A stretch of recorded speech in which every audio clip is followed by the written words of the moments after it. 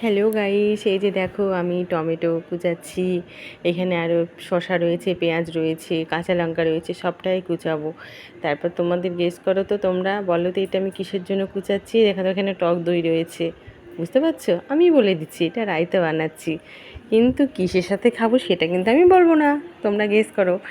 আর এটা আমি লাস্টেই দেখাবো কিসের সাথে খাচ্ছি। তো বন্ধুরা, এই যে রায়তার সঙ্গে দইয়ের সঙ্গে একটু জল মিশিয়ে নিচ্ছি, এটা ভালো করে ফেটে নেব আমি। তারপরে আস্তে আস্তে সমস্ত কিছু, যে কাঁচা লঙ্কা, পেঁয়াজ, শসা, টমেটোগুলো কাটা রয়েছে এগুলো আমি দিয়ে দিব। তারপরে এখানে দেখো জলজিরা রয়েছে, জলজিরাটাও দেবো। তো বন্ধুরা, আমার চ্যানেলটা কেমন লাগে দেখতে, তোমাদের যদি ভালো, তোমাদের তো ভালো লাগে অবশ্যই তোমরা দেখো আমার ভিডিওগুলো, ছোটো ছোটো হলো ভিডিওগুলো আমি করি তোমাদের জন্য, খুব ভালো লাগে আমার। তোমরা আমার পাশে থাকো, এইভাবেই দেখো আমার চ্যানেলটাকে, তোমরা লাইক করো, কমেন্টস করো, আমি দেখতে সবটা ভালো লাগে। তো দেখো এই জলজিরাটাও দেওয়া হয়ে গেল।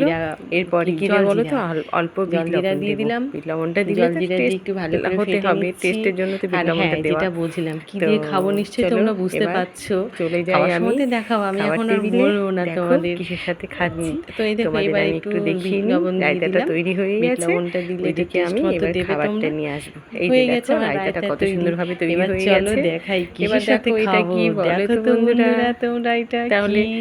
এবার